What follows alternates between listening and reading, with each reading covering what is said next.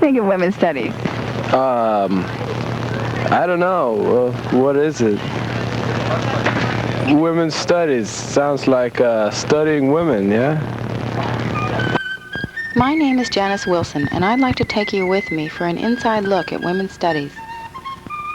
The Women's Studies program here at Davis is unique in that it was entirely faculty initiated. In 1972, Chancellor Meyer appointed a committee to study the status of women at Davis.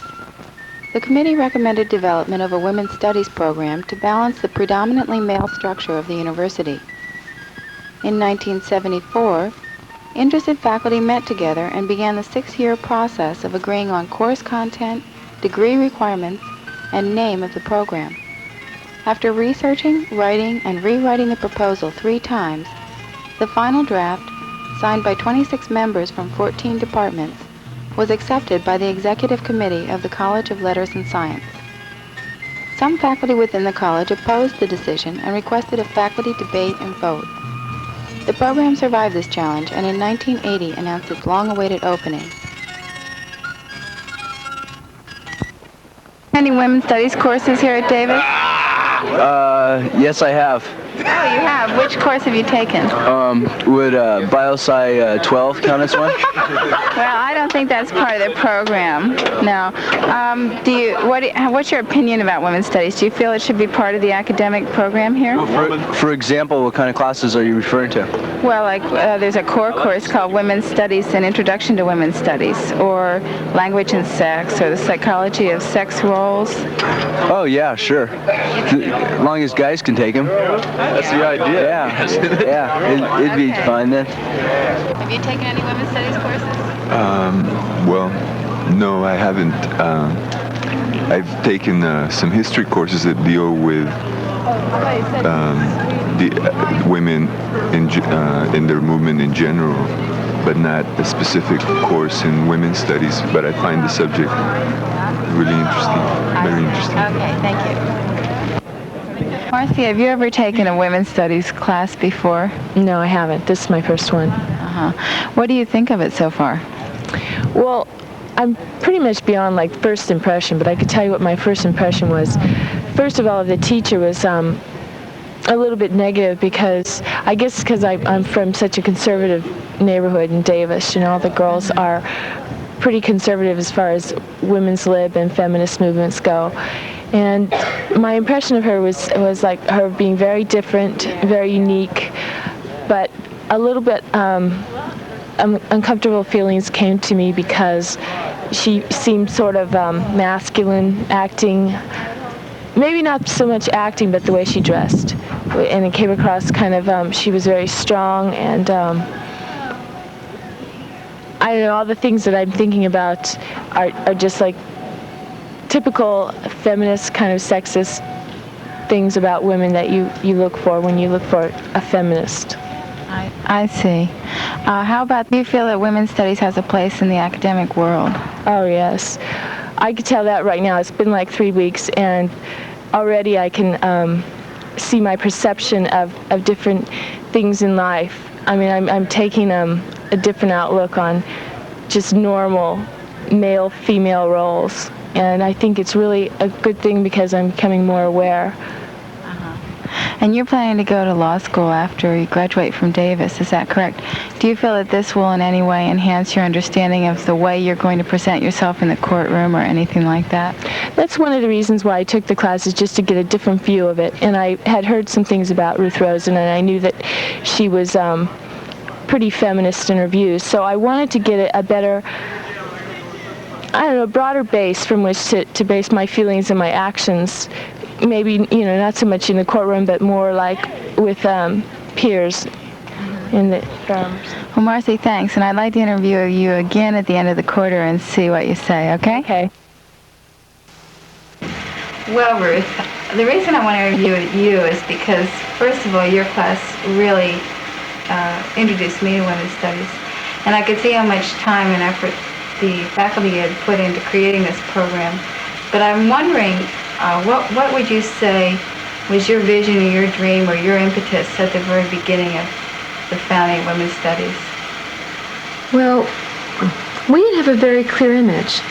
it was a first recognition that there were a lot of faculty members on this campus who were already doing research on women. And we wondered why there was no women's studies program. And we began to look at that absence, a notable absence, particularly at a time when there were women's studies programs at so many other colleges and universities around the country.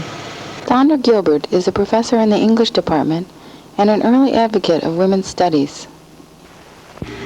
Sandra, I'm interested in your role in the inception of the Women's Studies program, and why did you get involved?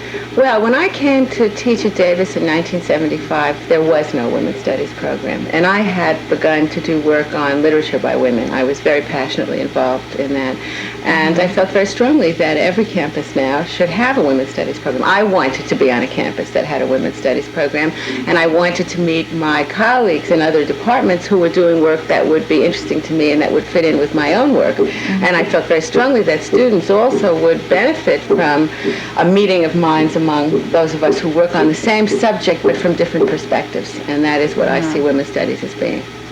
And did you feel that it was a difficult process to get this across? Oh, it was extraordinarily difficult. First of all, we had to meet each other, and we had to get to know each other, and we had to cross disciplinary boundaries, which is not always easy. We had to understand what those of us who are sociologists do as opposed to what those of us who are like me, literary critics, do. And so first we had to get to know each other and decide on what kind of a major we wanted, and that took us at least 2 years.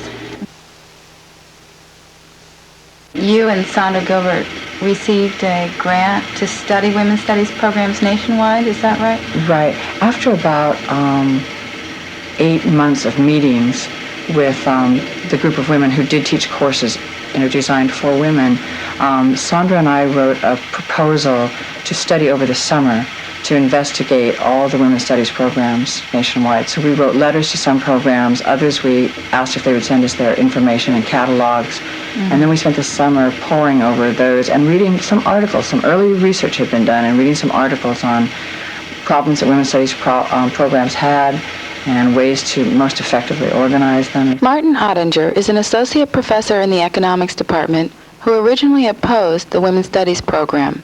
About your reservations about women's studies as a major, and I'd like to know what they are, how you feel about that. Well, it's really a reservation not just about women's studies, but about these combined group studies programs generally.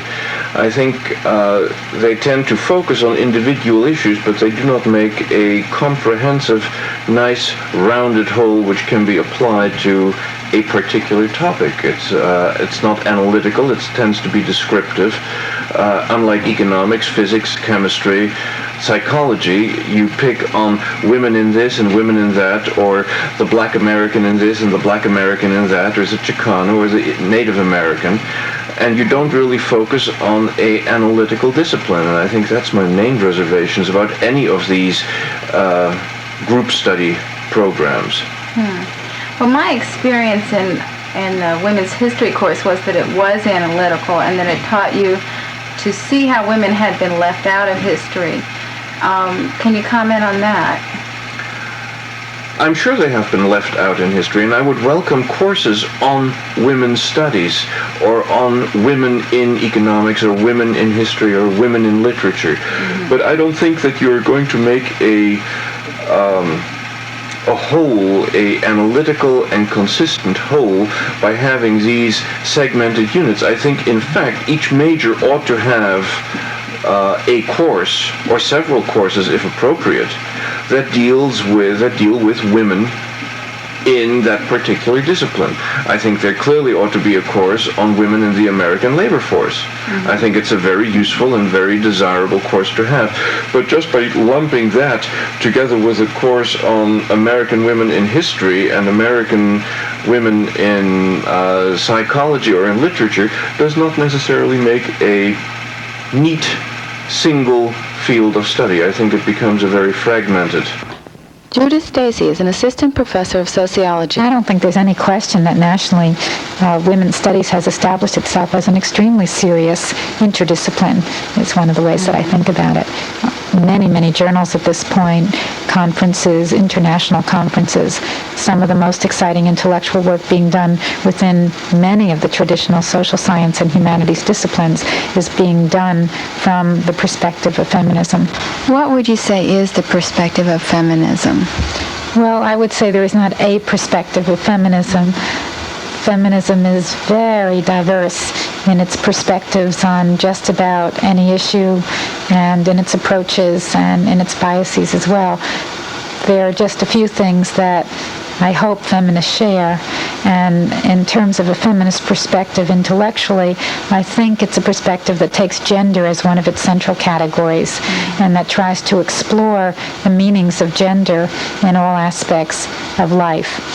And for me that means social life most of all, because I'm a sociologist. For a psychologist, it might mean emotional life. For people in the arts, it would mean an artistic life. For people in political science, political life, economic life, and all of these. But what's exciting about a feminist perspective is it forces you automatically to be interdisciplinary. We ended up with a multidisciplinary major with a single core course that integrates all of the different disciplines, but which allows students to learn methodologies in different fields, so that you could still have a specific perspective as a sociologist or as a literary critic, but you would all be approaching this common subject matter, which is the situation of women in culture from the beginning of time to the future. I think one of the most positive things about a women's studies major is rooted in the fact that it's an interdisciplinary program. And so it's a broad generalist preparation, and it allows women a great deal of flexibility. It's an excellent pre-professional course. So if you're going to go on to a professional training, it's a broad base to move from with a certain set of questions that you want to pose.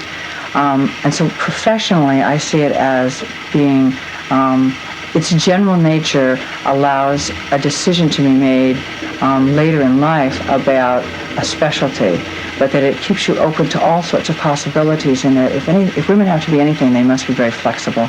And it seems to me that the big value in the women's studies major for an undergraduate is that no matter what you do, you take that training and that way of looking at the world and have putting gender as an important question, you take that with you wherever you go. And I think it helps women then to cope with the very real problems that they have to face regardless of their particular profession. That it prepares them to look out for themselves, it prepares them to know what things are their legal due, it prepares them to know better how to relate to people that they'll be working with, both people who are sympathetic to changing the status of women and people who are not. And so I think it's a preparation that every woman then takes with her wherever she goes. Well, that's interesting, because one of the criticisms I have heard is that the major is more descriptive than analytical. But what I hear you saying is that it does indeed give students analytical tools to use in their experience in the world. Invaluable analytical skills, yes, definitely. How do you see these type of courses coming about without a women's studies program?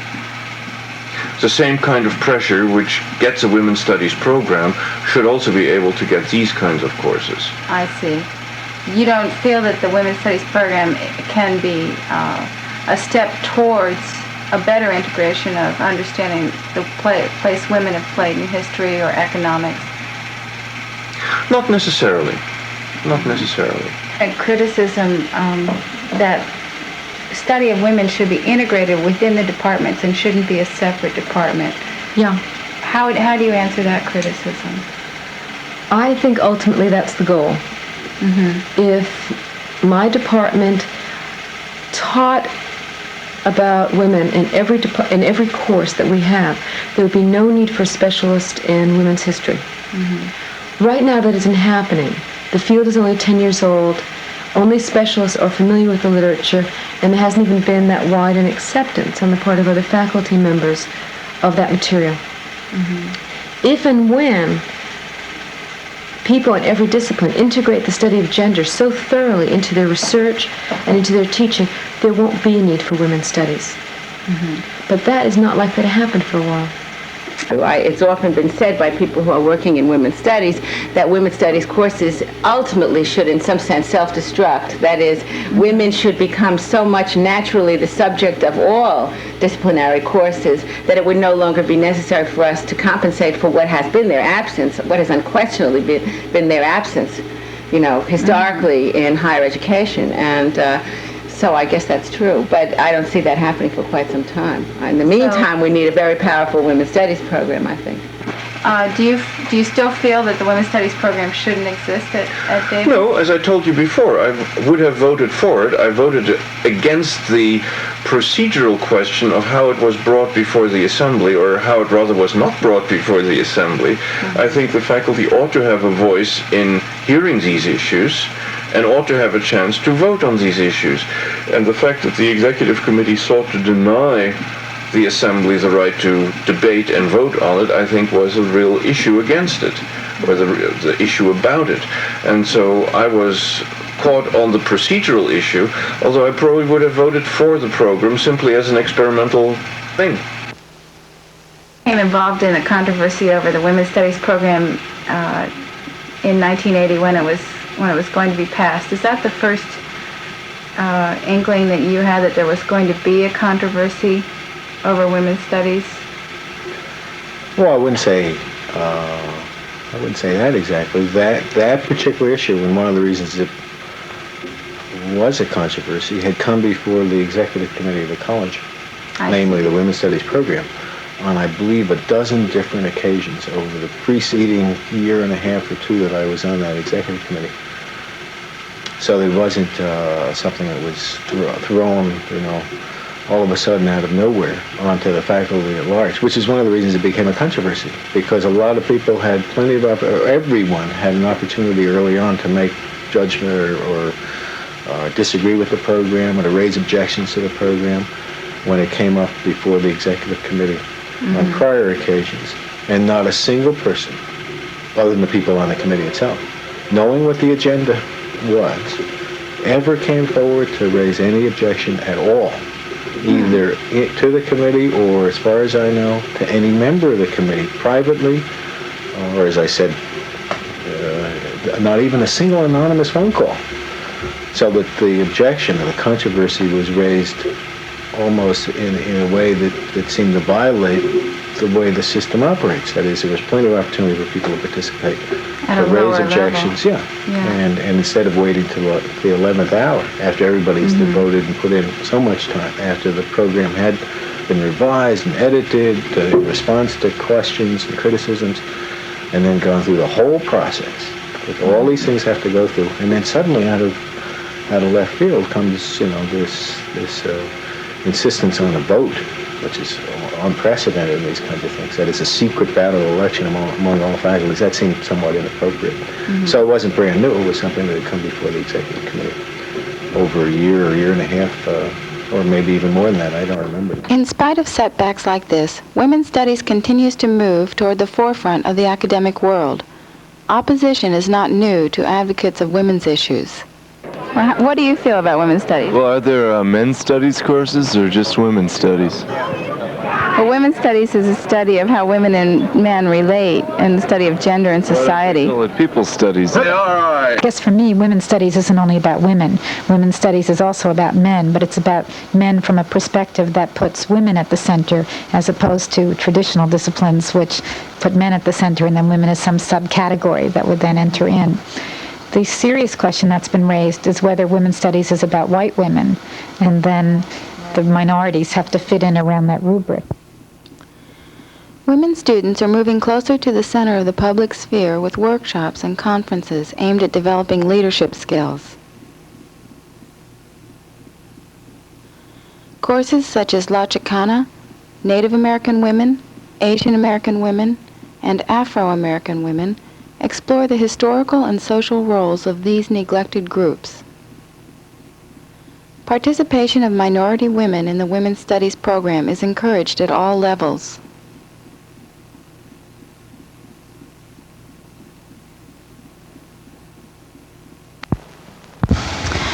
wondering how the Women's Studies program relates to the minorities programs. Do you see Women's Studies as an advocate for the minority programs, or should it be more sensitive to minorities than other programs? I don't know how you want to answer that. Well, let's see. That's a good question. I think that the history varies from campus to campus, but the impetus for most of what are now the so-called minority programs, I take it you mean Afro-American studies and Chicano studies and Asian American studies and Native American studies, and right. Well, the impetus for all of these individual programs and for women's studies is similar in that they arose historically from the particular struggles of people around those issues that grew up in the 1960s and 1970s. And so the history of these programs in the university is now a history that spans maybe 2 decades, and in some cases might be entering its third. And all of those political struggles or social movements were related to each other in certain ways, and yet they also had some tension and conflicts between them. So that's one level of the answer. They certainly are, on one level, natural allies, in that there's a lot that's similar about each of these programs in terms of the interdisciplinary nature, the relatively recent history, the direct connection on a powerful level between a person's sense of identity. Part of this connection between personal identity and academic inquiry is evident in the enthusiasm generated at the opening celebration in 1980 and the comments of students who have taken women's studies courses for the first time. Oh, Marcy, it's the end of the quarter, and I'm wondering what your opinion of women's studies is now. When I saw you in the coffee shop at the beginning of the quarter, you said she was sexist. Then when I talked to you later, you expressed some reservations, but it seemed like you were deciding that the course was worthwhile. I'm wondering what your final opinion of the course is. I thought it was extremely worthwhile. I think that this history class was a lot different than any history class I've ever taken, in that we studied women's lives instead of maybe battles or certain events. And by looking at women's lives, I think it's given me a kind of a context to look at society now. It seemed like more of a social class rather than a history class. Does it make your feeling about history different? Do you see history in a different way, or is it a different history class? I guess is what I'm asking. Yes, it is a different one. Like I said, I've never had one like this before to make me think about what it was like to live then. Before, it was so much apart from you, and this brought it in the context of thinking of women actually living then and writing in diaries, and the primary sources that we read were very effective source of learning. I really value the stuff that I learned about women, and this history class was, I think, it made me learn more than any other history class I've ever taken. I know it's a little late now because you're graduating at the end of next quarter, but do you feel that you would want to take more women's studies courses in other disciplines even? I think, in fact, if I would have taken this earlier, I might have even minored in women's studies. I really enjoyed it, and it's given me a broader outlook, and I don't feel as neutral about women's events and issues in today's society. Have you taken any women's studies courses? No, I haven't. What do you think about women's studies? I like women. My mother always told me that I had something against women because I was always so macho, but I don't believe that. I really like women, and I'm all for women's studies. Go ERA. I think women's studies is a popular program here on campus. I think it could be if it was developed more. Not very many people know about it. Will the present program thrive through the 80s? That's largely a question of participation. It takes students, faculty, and administration working together to create a healthy educational environment. Thank you for joining me for an inside look at women's studies.